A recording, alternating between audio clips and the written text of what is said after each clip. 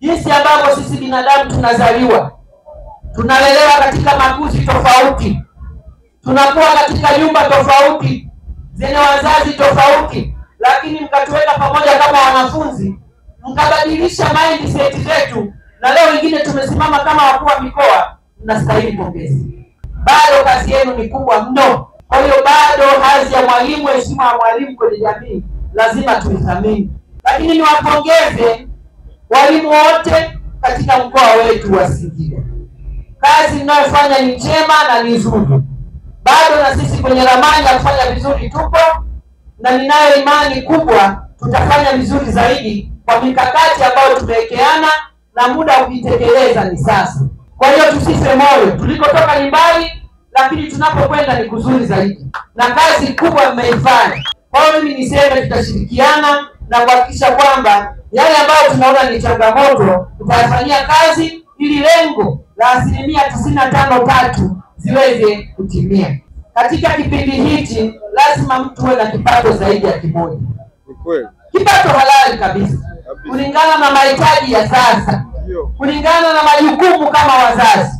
Najua ninyi mna wake, mna waume, mnawasimamia, mna watoto, mnawahudumia. Kwa hiyo mwalimu kuwa mjasiriamali ni lango wala sio dhambi. Kwa hiyo nilipenda sana elimu ile, na tutahakikisha tunawaletea fursa ili angalau mmoja au kama vikundi, baada ya kufundisha kipumzika, muda wenu kupumzika, ongeze kipato cha familia. Lakini niwashukuru sana walimu wangu kwa kuhubiri amani.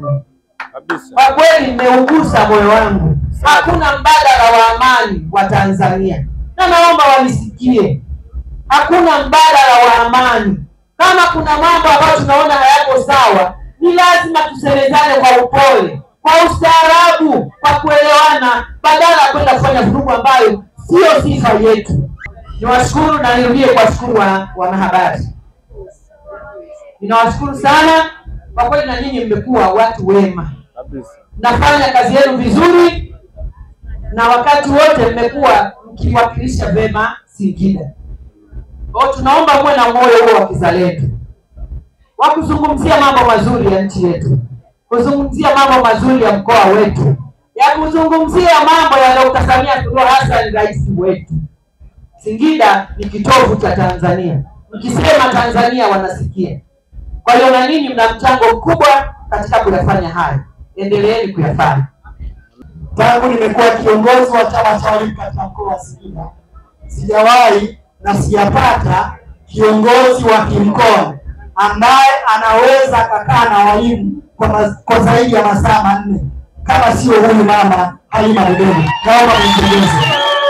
Historia inazungumza kuliko maneno. Ndani ya mkoa wetu unaopelekea hata sisi walimu kutulia madarasani na kufanya kazi zetu kwa utulivu, na hakika matunda tumeanza kuyaona.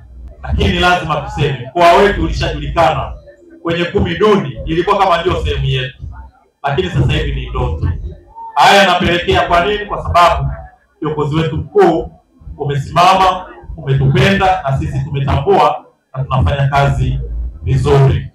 Mheshimiwa mgeni rasmi, sisi walimu vijana wa chama cha walimu tumejipanga kushiriki michezo na burudani kwa njia chanya, kujifunza na kupeana elimu ya masuala ya vijana, kushiriki shughuli za kijamii, kuhamasisha tabia njema kwa watumishi wote na kuwa mabalozi wa mabadiliko chanya.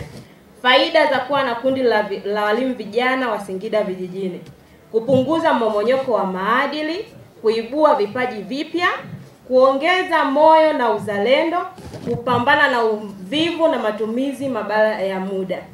Ombi: tunaomba serikali na halmashauri zote wanapopanga maeneo wakumbuke maeneo ya vijana.